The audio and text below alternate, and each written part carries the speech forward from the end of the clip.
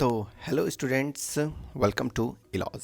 तो जैसा कि आपको थंबनेल से पता चल गया होगा कि हम लोग जो है आज साइंस का एक चैप्टर जिसका नाम है फ्रिक्शन, उसके बारे में हम लोग डिस्कस करने वाले हैं। फ्रिक्शन तो डिस्कस करने से पहले अगर आप इस चैनल पे नए, सब्सक्राइब कर दें, वीडियो को लाइक कर दें, और अगर आपको कोई क्वेरी हो तो आप प्लीज़ कमेंट कर दें, और इसे जो है ज़्यादा से ज़्यादा बच्चों में आप शेयर कर दीजिएगा, ठीक है। तो चलिए हम लोग जो है फ्रिक्शन के बारे में डिस्कस करते हैं। अब आपका आता है फ्रिक्शन कि सर फ्रिक्शन का मतलब क्या होता है, what do you mean by friction. क्या समझ में आ रहा है कि सर फ्रिक्शन का मतलब क्या होता है? तो ज़रा समझिए, ये हमारे डेली लाइफ से रिलेट करता है। फ्रिक्शन जो है हमारे डेली लाइफ से क्या करता है, रिलेट करता है। जैसे मान लेते हैं कि आप जो है साइकिलिंग कर रहे हैं, क्या कर रहे हैं, आप जो है साइकिलिंग कर रहे हैं, और आपने जो है पैडलिंग करना बंद कर दिया, तो क्या होगा, धीरे धीरे जो आपका साइकिल है वो क्या होगा, वो एक मतलब कुछ देर के बाद जो है वो क्या हो जाएगा, रुक जाएगा। क्या होता है, स्टॉप कर जाता है, रुक जाता है, ठीक। अगर इसी तरीके से कोई भी ऑब्जेक्ट है जो धीरे धीरे अगर कार ही है, तो कार क्या है, धीरे धीरे धीरे धीरे धीरे धीरे धीरे वो आगे बढ़ रहा है, लेकिन एक समय के बाद क्या हो जाता है, वो रुक जाता है। रुक जाता है कि नहीं? तो ये जो रुकता है, जो हम लोग साइकिलिंग कर रहे थे, आप रुक गया, वो क्यों होता है? तो मेनली बिकॉज ऑफ फ्रिक्शन के कारण ही रुकता है। आपको पता है कि जब आप साइकिलिंग करते हैं तो आपको जब साइकिल को रोकना होता है तो आप क्या करते हैं, ब्रेक को अप्लाई करते हैं।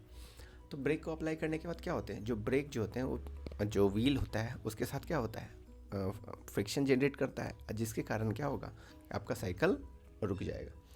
तो साइकिल जो रुक रहा है उसके पीछे भी कौन है, हमारा फ्रिक्शन है। आया समझ में? अब एक क्वेश्चन आता है कि सर, कि अगर मान लेते हैं हम लोग बनाना पिल पे, ठीक है, देखिए यहाँ पे लिखा हुआ है कि why do we slip when we step on a banana peel. अगर मान लेते हैं कि आपका जो है, मान लेते हैं ये बनाना पील है, ठीक है, और आपका पैर जो है इस पर पड़ जाता है, ठीक, तो आप जो है गिर जाते हैं, स्लिप कर जाते हैं कि नहीं, गिर जाते हैं। ऐसा क्यों होता है कि सर जैसे ही मैंने जो है पैर बनाना पील पे रखा, आप गिर जाते हैं। तो ये गिर क्यों रहे हैं, इसके बारे में जानना है। तो सर ये आप इसलिए गिरते हैं क्योंकि यहाँ पे जो है फ्रिक्शन बहुत कम होता है, लेस फ्रिक्शन होता है। क्या होता है, फ्रिक्शन बहुत कम होता है। तो समझ में आ रहा है कि लेस फ्रिक्शन अगर हो रहा है तो हम गिर जा रहे हैं। इससे क्या समझ में आया कि हमें जो है चलने के लिए फ्रिक्शन की ज़रूरत होगी, होगी कि नहीं। अगर हम लोग को चलना है तो हमें क्या, किसकी ज़रूरत होगी, फ्रिक्शन की। अगर मतलब समझ रहे हैं कि अगर जहाँ पे फ्रिक्शन कम होगी वहाँ पे हम लोग को चलने में दिक्कत होगी, तो चलने के लिए भी हमें क्या चाहिए, फ्रिक्शन चाहिए। इसका मतलब ये हो गया कि अगर हम लोगों को किस में चलने में दिक्कत होता है, अगर मान लेते हैं हमारे फ्लोर पे, ये मान लेते हैं क्या है, फ्लोर है, और फ्लोर पे जो है क्या है, ऑयल गिरा हुआ है, क्या है, ऑयल गिरा हुआ है, तो क्या हम चल पाएंगे अच्छे से, नहीं चल पाएंगे sir. It is difficult to walk on a oily floor and even a smooth floor. अगर कोई फ्लोर बहुत चिकना है, बहुत चिकना है, तो उस पर भी हमें चलने में क्या होगा, परेशानी होगा, ठीक है कि नहीं, उसमें हमें चलने में भी दिक्कत होगा। क्यों दिक्कत होगा, क्योंकि वहाँ पे सिर्फ फ्रिक्शन की कमी होती है। तो इससे मैं ये कह सकता हूँ कि हमें चलने के लिए फ्रिक्शन की ज़रूरत है कि नहीं। इससे चलने के लिए हमें फ्रिक्शन की ज़रूरत होती है। तो यस सर, कि हमें अगर चलना है, अगर कोई भी ऑब्जेक्ट अगर चल रहा है, मूव कर रहा है, तो फ्रिक्शन भी, उसके चलने के लिए भी जो है फ्रिक्शन ज़रूरी है। आया बात समझ में? और रुकेगा भी ड्यू टू फ्रिक्शन ही के कारण। अगर आप मान लेते हैं कोई ऑब्जेक्ट है, ठीक है कि नहीं, कोई ऑब्जेक्ट है और आप जाके स्पेस में फेंकते हैं, तो वो ऑब्जेक्ट जो है चलता रहेगा, चलता रहेगा, चलता रहेगा, चलता रहेगा। ऐसा क्यों होगा, क्योंकि कोई भी एक्सटर्नल प्रेशर उस पर, एक्सटर्नल फोर्स नहीं लगेगा। तो जब तक एक्सटर्नल कोई फोर्स लगेगा ही नहीं, तो ये जिस फोर्स से इसको फेंका गया उसी फोर्स से ये चलते रहेगा, चलते रहेगा, चलते रहेगा। क्यों? क्योंकि यहाँ पे फ्रिक्शन है ही नहीं। तो अगर आपको फ्रिक्शन नहीं रहेगा तो आप चल भी नहीं सकते हैं, और अगर फ्रिक्शन है तो आपको जो है कठिनाई होती है चलने में, ज़्यादा समय लगता है चलने में, ठीक है कि नहीं। आ गई बात समझ में? तो चलिए, तो ये था हमारा फ्रिक्शन का टॉपिक कि सर फ्रिक्शन में हम लोग को जानना क्या चीज़ है, कि हम लोग जो है पिल पे, जैसे बनाना पिल पे स्लिप कर जाते हैं, ऐसा क्यों होता है उसके बारे में डिस्कस करेंगे। उन सभी को डिस्कस करेंगे, ठीक है। इसमें जो है कुछ कुछ सब टॉपिक जो कि हम लोग आगे के क्लासेस में सीखेंगे, उसमें कौन कौन से टॉपिक्स पढ़ने हैं हम लोगों को, उसके बारे में डिस्कस कर लेते हैं। देखिए, सबसे पहला जो टॉपिक है वो फोर्स ऑफ फ्रिक्शन है। कौन सा है? Force of friction. दूसरा है क्या? Force of friction. देख रहे हैं, फोर्स ऑफ फ्रिक्शन ये भी एक तरीके का क्या है? फोर्स ही है। फोर्स ऑफ फ्रिक्शन मतलब जानेंगे कि फ्रिक्शन का फोर्स जो है किधर लगता है। आ रहा बात समझ में? जो फोर्स है वो फ्रिक्शन का जो फोर्स है वो किधर लगता है उसके बारे में जानेंगे। कौन कौन से फैक्टर हैं जो फ्रिक्शन को अफेक्ट करते हैं? What are the factor that affect friction? क्या क्या ऐसी चीज़ें हैं जिससे फ्रिक्शन बढ़ेगा, कम हो जाएगा, उसके बारे में जानेंगे। कुछ जाने क्या है एक अच्छा इस टॉपिक को देखिए, थर्ड वाले टॉपिक को क्या दिया है? Friction unnecessary evil. एक फ्रिक्शन जो है एक एविल का मतलब होता है दुश्मन, मतलब बहुत ज़रूरी है दुश्मनी, मतलब बहुत ज़रूरी दुश्मन है हमारा फ्रिक्शन। इससे टॉपिक से ये समझ में आता है अननेसेसरी एविल मतलब फ्रिक्शन जो है बहुत इंपॉर्टेंट है हमारे चलने के लिए। आया बात समझ में? अब आता है एक इंक्रीज़ और रिड्यूस फ्रिक्शन। क्या क्या तरीके हैं जिससे हम अपने जो है हम लोग फ्रिक्शन को बढ़ा सकते हैं और फ्रिक्शन को कम कर सकते हैं। What are the ways by which we increase friction and reduce friction. Next है हमारा व्हील्स जो है वो फ्रिक्शन को क्या कर देता है? कम कर देता है।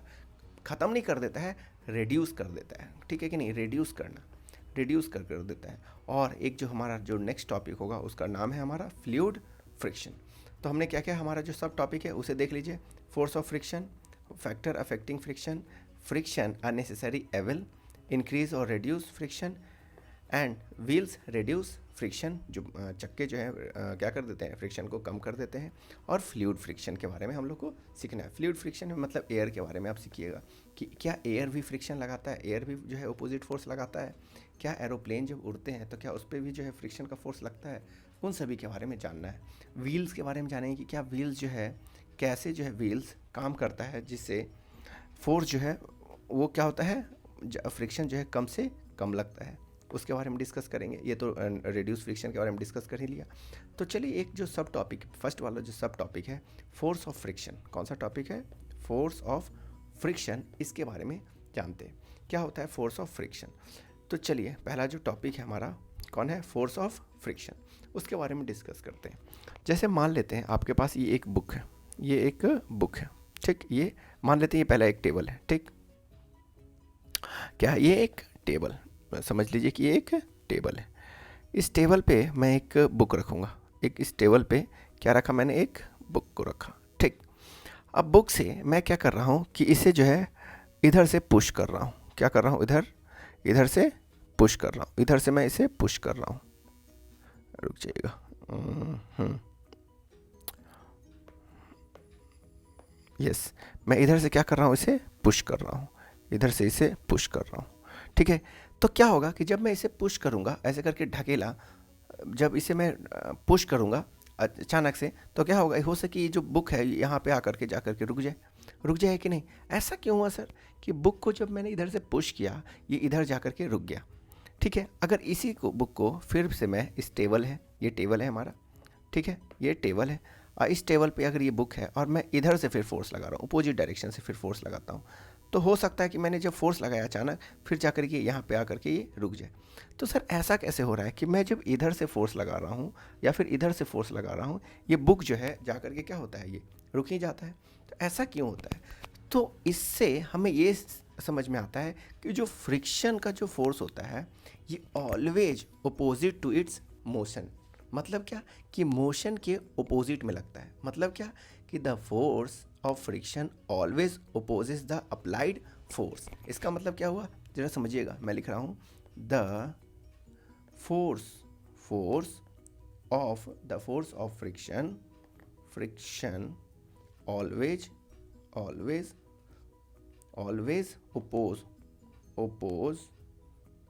oppose the applied force, always applied the applied force. The force of friction always oppose the applied force। मतलब जो फ्रिक्शन का जो फोर्स होता है ना, जिधर से भी आप फोर्स लगा लीजिए, अगर आप इधर से फोर्स लगा रहे हैं, इधर से इधर की तरफ फोर्स लगा रहे हैं, तो जो फ्रिक्शन का जो फोर्स होगा, किसका? जो फ्रिक्शन का फोर्स होगा, फ्रिक्शन का फोर्स वो क्या होगा? इधर से लगेगा। तो ये फ्रिक्शन का फोर्स लग जा रहा है और इधर से आपने जो है अपनी ताकत लगाया, अप्लाइड फोर्स है। तो अगर जब भी अप्लाइड फोर्स अगर इधर होगा तो फ्रिक्शन का फोर्स किधर से होगा? इधर से होगा।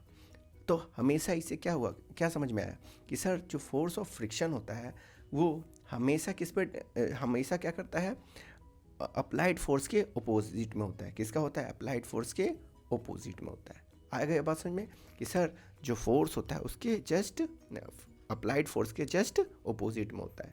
अप्लाइड फोर्स का मतलब समझ में आ रहा है कि मतलब सर कि अगर हमारा कोई एक ऑब्जेक्ट है, अगर मान लेते ये हमारा कोई ऑब्जेक्ट है और अगर हम लोग फोर्स इधर से इस पे लगाएंगे, इधर से इस पे लगाएंगे, तो जो फ्रिक्शन का फोर्स लगेगा वो इस साइड लगेगा। किस साइड लगेगा, इस साइड, इस साइड।